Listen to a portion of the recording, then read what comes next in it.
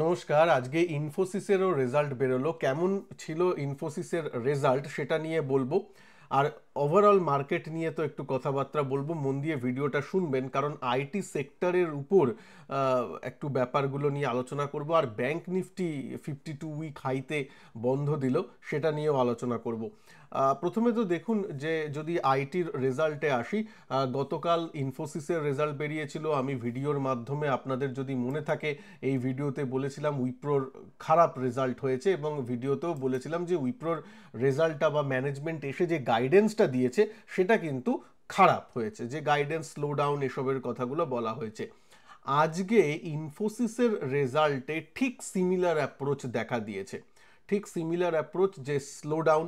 এবং ইনফোসিসের মতো এত ভালো কোম্পানিও কিন্তু তারা এক বছরের, নেক্সট ইয়ারের জন্য যখন তারা গ্রোথ বা গ্রোথ ট্র্যাজেক্টরি বলুন বা গ্রোথ ফোরকাস্ট করছে, তখন তারা গ্রোথ যে ফোরকাস্টটা দিয়েছে সেটা হলো লোয়ার সাইডে 0 আর আপার সাইডে 3%। 0 to 3%, ভেবে দেখুন।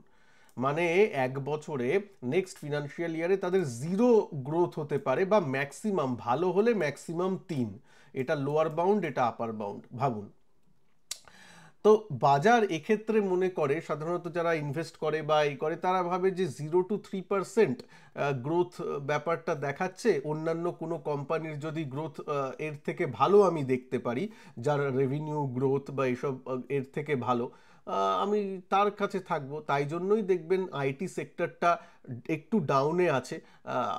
এবং বাদ বাকি অন্যান্য কিছু কিছু সেক্টর ভালো পারফর্ম করলেও আইটি যেন সেভাবে বেড়ে উঠছে না। যদিও কারণ হিসাবে ম্যানেজমেন্ট বলেছে, অফকোর্স ইউএস বিজনেস, তো ইউএস একটা বড় অংশ ইনফোসিসের বিজনেসে, এবং ইউএস এর অনেক ক্লায়েন্ট কিন্তু এখন স্লো ডাউনে চলছে, বা তারা এক্সট্রা এক্সপেন্ডিচার করতে চাইছে না, মানে হাত টেনে নেয়। ওই যে, মানে সামনে একটু আনসার্টেন অবস্থা আছে, তো সামনে যদি আপনার আনসার্টেন অবস্থা থাকে, ধরুন আপনি যেখানে অফিসে কাজ করেন সেখানে হয়তো অনেক অনেক কর্মী ছাঁটাই হচ্ছে, লকআউট হচ্ছে, এইসব যদি হয়, তখন আপনি কি করবেন? সেই মাসেই কি আপনি ফ্রিজ বা ওয়াশিং মেশিন কিনতে যাবেন? নিশ্চয়ই কিনবেন না, বরং বলবেন না না, এখন টাকাটা একটু বাঁচিয়ে রাখি, জানি না আমার অফিসে কি হবে, যদি চাকরিটা থাকে বা না থাকে তাহলে একটু বাঁচিয়ে চলি। হয়তো আপনার চাকরি গেল না, কিন্তু তা সত্ত্বেও এই যে প্রিকশনারি মেজার হিসাবে আপনি যে এক্সপেন্ডিচারগুলো করতেন সেগুলো কমিয়ে দেবেন।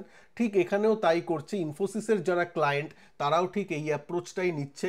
ইউএস এর ক্লায়েন্টরা স্পেশালি, যে একটু আনসার্টেন অবস্থা, ইভেন ইউরোপিয়ান যে ক্লায়েন্ট আছে তারাও একটু আনসার্টেন অবস্থা দেখছে, এবং তার জন্য তারা একটু হাত টান দিয়েছে। এবার কখন ভালো হবে, যদি যদি এই আনসার্টেনটি অবস্থাটা আবার কেটে যায়, তখন আবার ব্যাপার জিনিসটা ঠিক হবে। আবার নতুন নতুন বরাত, নতুন নতুন যে, মানে নর্মালাইজ ব্যাপারটা চলে আসবে। এটা কিন্তু ইনফোসিসের ম্যানেজমেন্ট আজকে বলেছে। এবং নতুন যে রিক্রুটমেন্ট, যেটা দিয়ে বোঝা যায় নতুন কোম্পানি যদি নতুন নতুন রিক্রুট বেশি করে, তাহলে বুঝবেন যে ভালো প্রজেক্ট লাইন আপ আছে, ভালো প্রজেক্টের গ্রোথ ফোরকাস্ট হচ্ছে। সেটাও কিন্তু একটু ডাউন সাইডে হয়েছে। মানে খুব একটা ব্যঞ্জক স্ট্রিট যা মনে করেছিল সেই অর্থে হয়নি। তো যাই হোক, ইনফোসিসের রেজাল্টও কিন্তু খুব একটা খারাপ নয়, মানে খুব একটা ভালো নয়, এবং ফোরকাস্টও কিন্তু তারা যে গাইডেন্সটা দেয় সেটাও কিন্তু ভালো হয়নি। হ্যাঁ, মানে উইপ্রোর ক্ষেত্রে যেমন মাইনাসে গাইডেন্সটা এসেছিল, যে -1.5 থেকে -3.5, এর ক্ষেত্রে সেটা 0 to 3%, এটা আপনি বলতে পারেন। কিন্তু উইপ্রোর সাথে তো ইনফোসিসের তুলনা হয় না, কেন উইপ্রো বিগত 1-2 বছর ধরে আন্ডার পারফর্মই করছে compared two Infosys and TCS. ঠিক আছে। তো যাই হোক, এটা ছিল রেজাল্ট। মোটামুটি আইটির তাই একটু স্লো ডাউন আছে, এবং কিছু মাস হয়তো এই ব্যাপারটা থাকবেও। তবে হ্যাঁ, আইটি কি খারাপ হয়ে গেছে? আইটি সেক্টরকে পুরো মুছে দেওয়া যায়? একদমই নয়, কারণ মানে আইটি মানে তো ডিজিটাল ইন্ডিয়া বা টেক সাইড, টেকনোলজি। টেকনোলজি বাদ দিয়ে কোনো সেক্টরই দাঁড়াতে পারে না, এটা আপনিও জানেন খুব ভালো করে।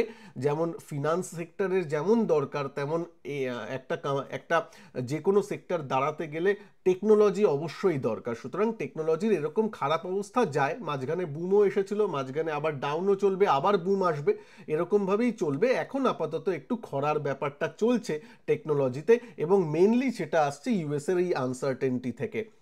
আচ্ছা, এবার আসি আজকে উইপ্রো যেটা হলো। উইপ্রো দেখুন গতকালও বলেছিলাম এডিআরও 3-4%, 3% মাইনাসে বন্ধ দিয়েছিল ইউএস এর এডিআর। আজকে তাই জন্য কিন্তু উইপ্রো এক সময় তো অনেকটা নিচে নেমে গেছিল, প্রায় 230 বা ওই 4-5% 6% মাইনাসে চলে এসেছিল। তারপর একটু বাজার এত ভালো তাই জন্য টেনে নিয়ে একটু উপরের দিকে বন্ধ হয়েছে, পজিটিভে না হলেও 4%-এর মতো মাইনাসে বন্ধ দিয়েছে। বাজার যদি আজকে খারাপ হতো, মানে নিফটি সেন্সেক্স ওভারঅল যদি খারাপ হতো, তাহলে দেখতেন উইপ্রো আরও নিচে হয়তো যেতে পারতো। যাই হোক, বাজারটা ভালো ছিল বলে উইপ্রো এই যাত্রায় আজকের দিনের ঝড়ঝাপটাটা 4%-এর উপর দিয়েই গেল। আচ্ছা, এইবার আমি আসি যে আজকের বাজার যেটা হলো, তার আগে ভিডিওটাকে একটু লাইক করে দেবেন ভিডিওটাকে ভালো লাগলে, আর চ্যানেলে যারা নতুন চ্যানেলকে সাবস্ক্রাইব করে বেল আইকনকে প্রেস করতে ভুলবেন না।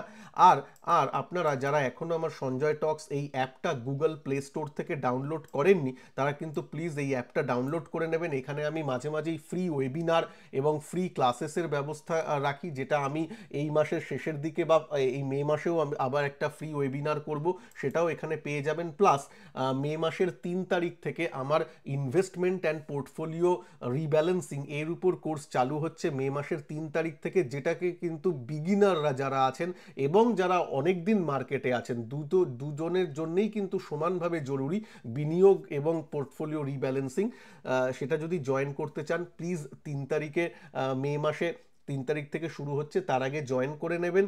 এবং একটা কথা বলার আছে যে এই এই এই টপিকের উপরে আমি একটা ফ্রি ওয়েবিনার করেছিলাম জাস্ট এক সপ্তাহ বা কিছুদিন আগে। সেই ভিডিওটার লিঙ্কও আমি এই ভিডিওর শেষে দিয়ে দেবো এন্ড স্ক্রিনে, সেটাকে দেখে নেবেন। তাহলে আমি কি বোঝাতে চাইছি, পোর্টফোলিও কিভাবে ক্রিয়েশন করতে হয়, কিভাবে মিথ অনেক তৈরি হয়ে গেছে, আমাদের একরকম বলা হয় আর বোঝানো হয় আর একরকম করা হয়, সেই জিনিসগুলো নিয়ে ডিটেলস পাবেন ওই ফ্রি ওয়েবিনারে। সেই রেকর্ডিংটার লিঙ্কও আমি এই ভিডিওর শেষে দিয়ে দেবো এন্ড স্ক্রিনে। আচ্ছা, এইবার আমি আসি যে আজকের মার্কেট নিয়ে। দেখুন এই মার্কেট 23,800টাকে তিনবার, মানে এই নিয়ে তিনবার কিন্তু টেস্ট করছে, 3 নম্বর বার। ঠিক আছে, এবার দেখা যাক কি হয়। সুতরাং এখন মেক অর ব্রেক জায়গায় আছে নিফটি আমার পার্সোনাল মতে। ব্যাপারটা হচ্ছে এইবার এখান থেকে যখন এখানে গেছিল, দেখুন এখানে উঠে একটু কনসলিডেট করে তারপর গেছিল, কিন্তু এইবার যখন উঠেছে একদম স্ট্রেট লাইনে উঠেছে। এইটাকে কত অ্যাঙ্গেল বলবেন একটু নিচে জানাবেন, এটাকে কত ডিগ্রি অ্যাঙ্গেল বলবেন? 90 ডিগ্রি প্রায় বলা যায়, 80 ডিগ্রি তো বটেই। 80 ডিগ্রি 90 ডিগ্রিতে এরকমভাবে উঠছে, একদম স্ট্রেট লাইনে উঠেছে। ঠিক আছে, কোনো রকম ওঠার সময় যে কনসোলিডেশন এসবের কোনো সিনই নেই। দেখুন যখন নেমেছিল এখানে কিছুদিন একটা কনসোলিডেট করে নেমেছে, আবার ওঠার সময় অ্যাটলিস্ট কিছুদিন কনসোলিডেট করে এই জায়গা থেকে উঠেছে। হ্যাঁ, নামার সময়ও দেখুন এখানে নেমেছে, এখানে দুদিন একটু কনসোলিডেট করেছে, তারপর ভেঙেছে নেমেছে, কিন্তু ওঠাটা একদম তাড়াতাড়ি হলো, একদম তাড়াতাড়ি হয়েছে। যাই হোক, সেটা ঠিক আছে, খারাপ ভালো সেটা তো মার্কেট বলবে, কিন্তু আমি বলছি যে এই 23,800 এই লেভেলটা ক্রিটিক্যাল, যেখানে বন্ধ হয়েছে 850 টু বি স্পেসিফিক। এই জায়গাটা কিন্তু একটু ক্রিটিক্যাল জায়গা, যেখানে আমাদের নজর রাখা উচিত বাজারের কি চলছে। তবে আমি তো বলেছি খুব খারাপ বা ওই ইউএস থেকে রিসেশন বা ইউএস এর স্লোডাউন না হলে, মানে ইউএস এর জন্য গ্লোবাল স্লোডাউন বা ইউএস এর জন্য রিসেশন না হলে এই মোটামুটি এই জায়গাটা একটা স্ট্রং সাপোর্ট হিসাবে করবে, যেটা 21,700 লেভেলটা। তো এবার এবার এই আপার রেঞ্জে যখন গেছে, এটা লোয়ার রেঞ্জ এবং এই রেঞ্জের আপার রেঞ্জে গেছে, এইখানে কি করে দেখার। তবে পার্সোনালি বলছি এইখানে একটু কনসোলিডেট করুক তারপর বাড়ুক, তাহলে একটু ভালো লাগবে। এবার কনসোলিডেশনটা এই ফেজে হতে পারে বা এই ফেজেও হতে পারে, 24,000-এর লেভেলটাতেও হতে পারে, 24,100 বা 200 লেভেলেও হতে পারে কনসোলিডেশনটা, সেটা দেখা যাক। কিন্তু একটু কনসোলিডেশন করুক তারপর বাড়াটা মনে হয় ভালো হবে।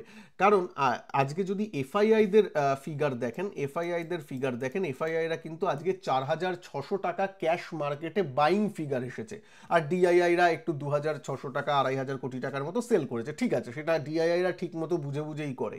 হ্যাঁ, কিন্তু এফআইআইদের মানি ফ্লোটা ক্যাশ মার্কেটে এই বিগত কয়েকদিন ধরে আসছে, যেটা একটা পজিটিভ দিক। আজকের যেটা মেন কাণ্ডারি সেটা নিয়ে কথা বলি, সেটা হচ্ছে ব্যাংক নিফটি, ফিন নিফটি এগুলো। ব্যাংক নিফটি কিন্তু আমি যদি একটু চার্টটাকে একটু ডেইলি মোডে নিয়ে এসে, একটু বা ডেইলি মোডে না উইকলি মোডে নিয়ে আসি, আপনারা একটু বুঝতে পারবেন। উইকলিতে যদি নিয়ে আসি, তাহলে আপনার সামনে দেখতে পাচ্ছেন ও কিন্তু নিফটি কিন্তু 52 উইক হাইতে নেই, তার আগে মানে ব্যাংক নিফটি কিন্তু 52 উইক হাইতে চলে গেছে এবং এখান থেকে যে মানে এই যে এইখান থেকে ডাবল বটম টাইপের তৈরি করে যে এই বারটা বেড়েছিল সেটা কিন্তু বড় বড় ক্যান্ডেল করে দেখুন মোটামুটি 5 দিনের মধ্যে এই লোয়ার রেঞ্জ থেকে আপার রেঞ্জে চলে গেছে অনলি 5 ডেজ। ঠিক আছে, 5 ট্রেডিং ডেজ, প্রায় 5 ট্রেডিং ডেজ। তো মানে আগে দেখুন রেঞ্জটার উপর থেকে নিচে আসতে সময় নিয়েছিল, কিন্তু নিচ থেকে উপরে যেতে 5 দিনের মধ্যে চলে এসেছে। আপনার কি মনে হয় এটা সাস্টেনেবল কিনা ব্যাংক নিফটি বা নিফটির এই মুভটা, ব্যাংক নিফটি এবং নিফটির এই মুভটা, সেটা একটু নিচে কমেন্ট বক্সে লিখবেন। আমি একটু আপনার মন্তব্যগুলো আপনাদের পড়বো যে এইটা সাস্টেনেবল, যে 5 দিনে র্যালি হয়েছে, নিফটিতেও দেখলেন স্ট্রেট 90 ডিগ্রিতে র্যালি হয়েছে প্রায়, সেইটা সাস্টেনেবল কিনা আপনার কি মনে হয় অবশ্যই একটু জানাবেন। তবে ব্যাংক নিফটি ভালো করেছে, ব্যাংক নিফটির যে কম্পোনেন্টগুলো আছে mainly led by HDFC bank, সেগুলো ভালো করেছে। এফআইআই এর যেহেতু ইনফ্লো আসছে, এফআইআইরা সাধারণত বিগ ব্যাংকগুলোতেই করে, আইসিআইসিআই ব্যাংক, এইচডিএফসি ব্যাংক সেগুলো, এবং কোটাক ব্যাংকও যথেষ্ট সঙ্গত দিচ্ছে, যেটা 3-4 বছর ধরে দাঁড়িয়েছিল এক জায়গায়, কোটাক ব্যাংকটাও যথেষ্ট সঙ্গত দিচ্ছে এখন। তাই জন্য কিন্তু ব্যাংক নিফটি কিন্তু ভালো করছে। এবং অবশ্যই মানে যদি বলেন যে ডোমেস্টিক কি কোন সেক্টর যেটা ওই ইউএসের এইসব ব্যাপার থেকে প্রায় ইমিউন, সেটা এই অটো সেক্টর এসব তো নয়, অটো আইটি এগুলো তো এফেক্টেড সেক্টর। ব্যাংকিং সেক্টর এটা একটু মানে কি বলে নিজের ডোমেস্টিকের উপর বেশি চলে এবং আরবিআই এর একটা ভালো সাপোর্টিভ মেজারও চলছে। তাই জন্য কিন্তু আমাদের দেখবেন বিভিন্ন সেক্টর থেকে একটু টাকাটা বেরিয়ে আইটি অটো এসব থেকে বেরিয়ে কিন্তু ব্যাংক নিফটিতে যাচ্ছে, ব্যাংক নিফটিতে একটু রিব্যালেন্সিং হচ্ছে, যেটা ক্লিয়ারলি প্রাইসে বোঝা যাচ্ছে। যাই হোক, ব্যাংক নিফটির উপর এবার ভরসা যে ব্যাংক নিফটি কি করে। নিফটিকে তো অনেকটা উপরে তুলে দিল, ব্যাংক নিফটি এবার কি করে, এবং ব্যাংক নিফটিও নিজের ক্রিটিক্যাল জোনে আছে। অবশ্যই এই জোনটা ব্রেক করলে, দেখুন আগেও যদি দেখেন আগে কিভাবে ব্রেক করতো, ধরুন এটা তখন হাই ছিল, এইটা হাই ছিল, যখন ব্রেক করলো একটু কনসোলিডেট করলো তারপর আবার উঠলো, এই ধরনের জিনিসটা ভাল লাগে যে ব্রেক করেছে ঠিক আছে একটু কনসোলিডেট করেছে তারপর আবার ব্রেক করছে। এখানেও যেমন এইখান থেকে দেখুন এই হাইটাকে ব্রেক করলো, তারপর একটু কনসোলিডেট করলো, তারপর আবার বাড়লো, এই ধরনের প্যাটার্নটা একটু ভাল লাগে। তাই জন্য এখান থেকে হয়তো একটু কনসোলিডেট করলে ভালো, তারপর যদি আবার বাড়ে that will be sustainable rally বলে আমার পার্সোনাল ধারণা। আই মে বি রং, কিন্তু এটা একটু ভালো হয়। ঠিক আছে, তো বাই অন ডিপস স্ট্র্যাটেজি সব জায়গায় থাকবে, হয় ব্যাংক নিফটি এবং নিফটি, কিন্তু সেক্ষেত্রে আমি আবার বলছি আমি কশাস মুডে থাকবো, কারণ একদম যেহেতু স্ট্রেট লাইন র্যালি হয়েছে সেই জন্য ওকে একটু ব্রিদিং স্পেস দিতে হবে, ওকে কনসোলিডেট করতে দিতে হবে। মানে এই ভাববেন না যে একদিনে কনসোলিডেট শেষ হয়ে যাবে এবং তারপরের দিন থেকে আবার আমি বাই করে নিলাম, মানে তা নয়, মানে কনসোলিডেশনেরও একটু টাইম লাগে। হ্যাঁ, তো 5 দিনে 4 দিনে একটা 1,500 পয়েন্ট 2,000 পয়েন্টের র্যালির পরে নিফটিরও ধরুন প্রায় 1,500 পয়েন্টের র্যালি, 2,000 পয়েন্টের র্যালি, ব্যাংক নিফটিরও অনেক পয়েন্টের র্যালি, 47,800 মানে 48,000 থেকে 54,000। তো সেই ধরনের 6,000 পয়েন্টের র্যালি 5 দিনে, বুঝতে পারছেন কেমন হয়। যদি আপনি দেখেন, আপনাদের যদি মেজার করেও দেখাই এখান থেকে প্রায়, হ্যাঁ প্রায়, এক সেকেন্ড এটাকে সরিয়ে দিই, প্রায় 6,000 পয়েন্টের র্যালি, 13%-এর র্যালি অনলি 5 ডেজে। তো ঠিক আছে, এটা এফআইআই এর ক্যাশ ফ্লোটা হচ্ছে, এফআইআই এর ইনফ্লো হচ্ছে, তার জন্য হয়েছে। আমাদের এবার একটু ক্রিটিক্যাল লেভেলে আছে, একটু দেখে নিয়ে কাজগুলো করবেন। এমনিতে তো সব স্টক ফকগুলো চলছে, দেখুন আজকেও কেফিনটেক গতকাল বেড়েছে, আজকে আবার খবরও ছিল তারা একটা অ্যাকুইজিশন করেছে, বিদেশের কোম্পানি একটা ভালো একটা ফান্ড, তার জন্য দেখুন আজকে 5%-এর মতো বেড়েছে কেফিনটেক। ঠিক আছে, এবার একটা জিনিস 5-10% বেড়ে গেলে তারা করবেন কেন, জিনিসগুলো ঠান্ডা করে খাবেন। আমি বারবার যেটা বলি, সব স্টকই সময় দিয়েছিল, অনেক সময় দিয়েছে, এবং এগুলো তো ওয়াচ লিস্টে রাখা স্টক, আপনাদের সামনে চলছে। অ্যাটলিস্ট আমার চ্যানেল যারা ফলো করেন তাদের তো এটা ওয়াচ লিস্টে থাকারই ব্যাপার। এবার কিনবেন না বেচবেন সেটা নিজের ফিনান্সিয়াল অ্যাডভাইজারের অ্যাডভাইস নিয়ে কাজ করবেন, কিন্তু এই স্টকগুলো তো আছে। হ্যাঁ, আজকে যেমন আবার মাঝগাঁও ডক একটু দাঁড়ালো, দুদিনে একদিনে 9%, একদিনে 3% বেড়েছিল, পরপর দুদিন মিলিয়ে 12-13% র্যালি দিয়েছে, তারপরে একদিন একটু দাঁড়াবে, এইগুলো স্বাভাবিক ব্যাপার, এগুলো কোনো অবাক ব্যাপার নয়। কিন্তু প্রবলেম তখনই হয় যখন আমরা ওই ফোমোতে ভুগে মানে দুদিন 13% বেড়েছে আজকেও কিনবো এবং এক্সপেক্ট করবো 5% বাড়ছে। না হলে আমার কাছেও প্রশ্ন আসে, আজকে তো নিফটি ব্যাংক নিফটি সবই প্লাস, কিন্তু মাঝগাঁও ডক আজকে বাড়লো না কেন তেমন ভাবে, এই প্রশ্নগুলো, বা সিডিএসএল আজকে বাড়লো না কেন তেমন ভাবে, এর কোনো উত্তর হয় না। কারণ বিগত 2-3 দিনে সে যখন 5%, 10%, 12% রিটার্ন দিয়েছে, তারপর তো একদিন সে একটু দাঁড়াতেই পারে, সে মার্কেট অন্য মার্কেট ভালো থাক না কেন। তো এই ব্যাপারটা একটু বুঝতে হবে, এই ব্যাপারটা একটু, শেয়ার মার্কেটে ফোমোতে একদম ভুগবেন না, যেটা আমি বারবার বলি।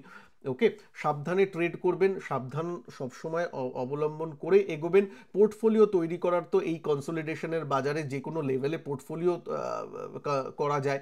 একটু 20% ইনভেস্ট করলেন, একটু দেখে নিয়ে আবার 30% ইনভেস্ট করলেন, এরকম আস্তে আস্তে। তার আগে নিজের একটা মানে ওয়াচ লিস্ট বা একটা ফর্দ বানিয়ে নেবেন যে কি কি শেয়ার কিনতে চান, কি কি মিউচুয়াল ফান্ড কিনতে চান, সেই হিসাবে কাজটা করবেন। এই ছুটির সময় আপনাদের বহু প্রতীক্ষিত যে মিড ক্যাপ সেক্টর বা ফ্লেক্সি ক্যাপের উপর একটা ভিডিও মিউচুয়াল ফান্ডের, সেটা রিলিজ করব। এই যে ছুটি আছে, গুড ফ্রাইডে থেকে শুরু করে শনিবার রোববার, এই 3 দিনের ছুটি, এই ছুটির সময়তেই রিলিজ হবে। সুতরাং সেই ব্যাপারটা অবশ্যই চেক আউট করে নেবেন। আর তার সাথে সাথে বলি, ট্রাম্পের ট্যারিফের ব্যাপারগুলো দেখুন, সেগুলো চলবে, এই মাঝে মাঝেই একটা দুটো নিউজ পাবেন, এইগুলো চলতে থাকবে, তার জন্য প্রিপেয়ার্ড থাকুন। ট্রাম্প যতদিন আছে, বিগত মানে 90 দিনটাও আবার যখন সামনে আসবে তখনও দেখবেন আবার কিছু কথা শুনবেন। সুতরাং এইগুলো লেগে থাকবে। ওকে, এইটা নিয়েই এখন আমাদের করতে হবে। তবে একটা কথা, যে ভিক্স অনেক কমেছে, ভিক্স যেখানে 25-এ ছিল, ভিক্স 25-এ ছিল, তার থেকে এখন 15-তে নেমেছে। যখন 25-এ ছিল আমি বলেছিলাম এটা নর্মাল অবস্থা নয়, একটু দাঁড়িয়ে যান। ঠিক ভিক্স নিচে আবার 12-13 এসব জায়গায় আসবে, নর্মালাইজড হবে। সেই নর্মালাইজ প্রক্রিয়ার প্রায় চলে এসেছে। এই যে রেঞ্জটা দেখছেন, যেটা মোটামুটি নর্মাল রেঞ্জ, এই রেঞ্জের কাছাকাছি কিন্তু এসে গেছে। সুতরাং ভিক্স নর্মালাইজড হচ্ছে, যেটা একটা মার্কেটের পক্ষে ভালো। ভোলাটিলিটিগুলো কমছে, it's good for the market. যাই হোক, যারা এখনও আমার এই অ্যাপটা ইনস্টল করেননি, সঞ্জয় টক্স অ্যাপটা গুগল প্লে স্টোর থেকে ইনস্টল করে নিন, যেখানে আমি ফ্রি ওয়েবিনার এবং বিভিন্ন আমার কোর্স সম্বন্ধে আপডেট থাকে, যেটা মে মাস থেকে শুরু হচ্ছে। সেই ইনভেস্টমেন্ট অ্যান্ড পোর্টফোলিও রিব্যালেন্সিং কোর্সেরও ডিটেলস এখানে পেয়ে যাবেন এই অ্যাপটাতে, সেটা একটু চেক আউট করে নিতে পারেন। আর আপনাদের স্ক্রিনে চলে আসবে যে ফ্রি ওয়েবিনারটা করেছিলাম তার রেকর্ডিংটা, যেখানে বিভিন্ন ধরনের ইনভেস্টমেন্ট নিয়ে বলা হয়েছিল এবং রিব্যালেন্সিংয়ের উপর ফোকাস করা হয়েছিল, সেটা নিয়ে একটু চেক আউট করে নেবেন। ভালো থাকবেন সবাই। ভিডিওটাকে ভালো লাগলে একটু লাইক করে দেবেন। নমস্কার, জয় হিন্দ, বন্দে মাতরম।